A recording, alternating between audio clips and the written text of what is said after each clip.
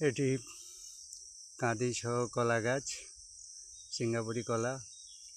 এই কাঁচা খাওয়া যায় না, পাকা খেলে প্রত্যেক দিনের কাজের এনার্জি যোগায়। তাছাড়া অন্যান্য কলা যেমন কাঁচকলা, বিচে কলা, কাঁঠিলা কলা, যে কোনো কলাই আমাদের স্বাস্থ্যের পক্ষে খুব উপকারী। কলার মোচা, কলার থোড়ে প্রচুর আয়রন থাকে। খাবেন, সুস্থ থাকবেন, ভালো থাকবেন। থ্যাঙ্কস। লেবু গাছ, লেবু হয়ে আছে, লেবুতে প্রচুর সি ভিটামিন থাকে। ভাতের সাথে খেলেও যেমন উপকার, আবার এই গরমের সময় প্রচুর জল খাবেন, লেবু জল, পাতি লেবুর জল।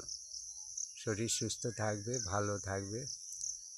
লেবু শুধু পাতি লেবু নয়, টোকো লেবু, বাতাবি লেবু, মৌসম্মা, অনেক রকম আছে। সব লেবুই স্বাস্থ্যের পক্ষে উপকারী। থ্যাঙ্কস।